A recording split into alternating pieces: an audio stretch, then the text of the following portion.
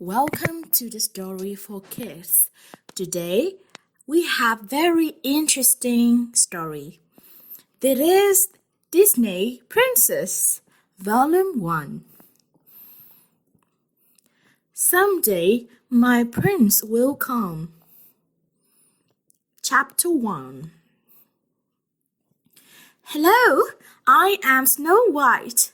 I live an enchanted life as a princess in a wonderful castle. Days with my prince are filled with joys and delights, but this was not always so. My father died when I was very young. My stepmother, the queen, raised me. Though life wasn't as wonderful as it is now, I wasn't unhappy living with her. I didn't know that the queen was very jealous of me. My job at the castle was to do all of the cleaning. I often sang while I worked. One sunny morning, while getting water from the well, I noticed someone watching me. It was the prince. He had heard my singing and stopped it to find out where the music was coming from. My singing enchanted the handsome prince, and I was enchanted by him as well. I stared into his eyes as I sang. All at once, I felt very nervous and I ran inside to my room. Then I heard the prince call out to me. I stepped onto the balcony and held one of my doves. I kissed it and sent it flying down to the prince. The dove landed on his shoulder and delivered my kiss. Even though I didn't know who he was, I knew we had fallen in love. Chapter 2. I wandered in the castle thinking about Prince. Where had he come from? Would I see him again? I wished that I hadn't been quite so shy down at the well and hoped the prince would return again soon. I even dreamed that he might come and take me to his castle where we would marry and live happily ever after. Chapter 3. The next day, the royal huntsman invited me on a walk through the forest. Since the huntsman has always been very kind to me, I happily went with him. We walked a long way further than I had ever walked in the forest. I sang to myself as I picked flowers and made friends with the woodland animals. Suddenly, I saw a dagger in the huntsman's hand. I was about to scream when he dropped to his knees.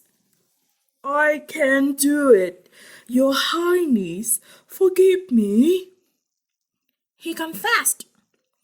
I didn't understand what he meant. The queen is mad, he continued. She is jealous of you. She will stop at nothing, run away, hide, and never come back. I was in great danger. Chapter 4.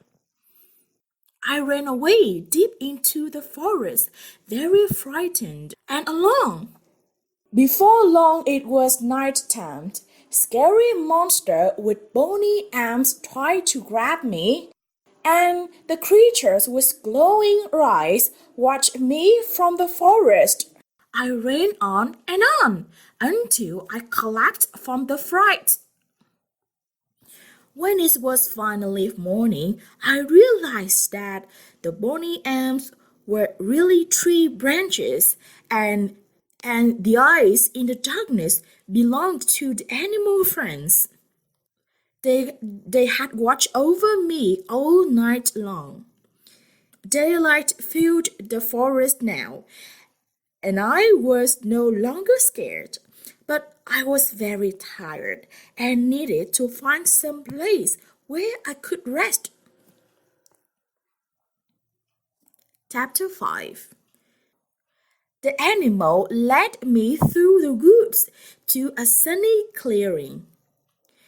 There I saw a tiny cottage just beneath a row of pine trees.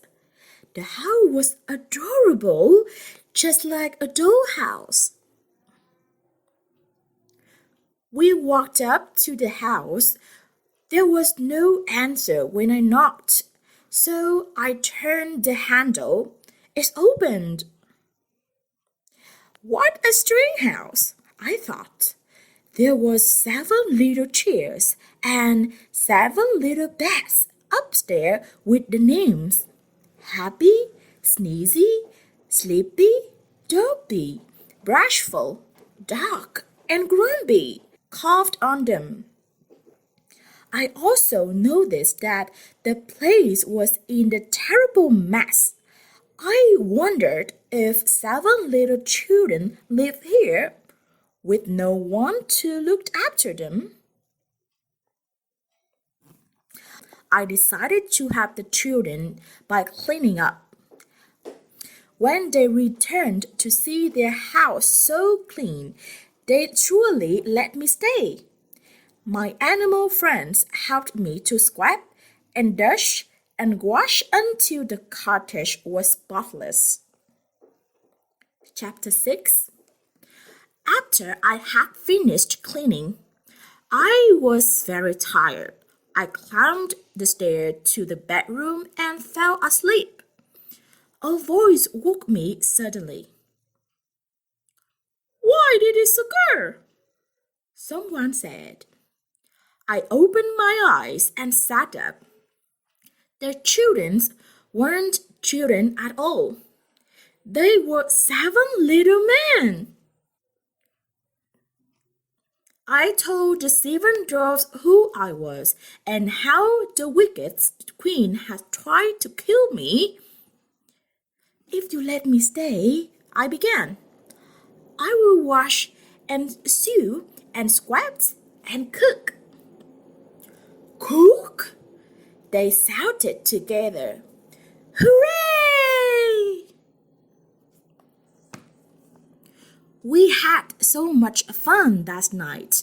I made a delicious soup for dinner, and I could tell they enjoyed my cooking. Later, Grumpy played music while I danced with a pretend prince. I sang a song about the prince and smiled just thinking about him. I fell asleep feeling safe at last, and very thankful of the 7 dwarfs' kindness. I had wonderful dreams that night. My prince was there, and we danced in the clouds until morning. Chapter 7. In the morning, I had breakfast with the 7 dwarfs before they went to work in their diamond mine. I kissed each one of them goodbye as they left. Grumpy was the last to leave. "Remember, don't let anybody or nothing in the house," he warned me. That made me smile. I realized that even though Grumpy was gruff, he did care about me. I decided to make some gooseberry pies as a special treat for the 7 dwarfs. When I had finished baking the last one, an old woman passed by the window. "Making pies?" she asked. It's apple pies that make the mean folks' mouth water. And she held out a big red apples. I had promised the dwarfs to avoid strangers, but I didn't think an old woman was dangerous. Suddenly, a flock of birds flew down at the woman. They knocked the apple from her hand, flapping their wings in her face. "Go away!" she cried. I rushed her into the cottage and gave her a glass of water. "Because you have been so good to poor old Granny," she said. "I will share a secret. This is a magic wishing apples. One bite and all your dreams will come true." My heart skipped. I thought of the prince. Could we finally be together? I raised the apple to my lips and wished that my prince would come to take me away. I took a bit. Something was wrong. I felt dizzy. I couldn't stand. The old woman, really the queen, is disguised and the apples was poisoned. I fell to the floor. Chapter 8. The apple made me fall into deep sleep. Suddenly, I was awaked by lying on the beautiful bed surrounded by flowers. The 7 dwarfs were there, and so was the handsome prince. My animal friends had saved me. They had told the 7 dwarfs about the apples and the queen. When the 7 dwarfs had found her, they had chased her away forever. Meanwhile, the prince had been searching for me since I had run away from the castle. When he finally found me, he wooed me by a kiss. So you see why the poisoned apple was a wicked apple. It did help my prince find me. As I rode off with my true love, I realized that my prince had finally come to take me away. All of my wishes had come true.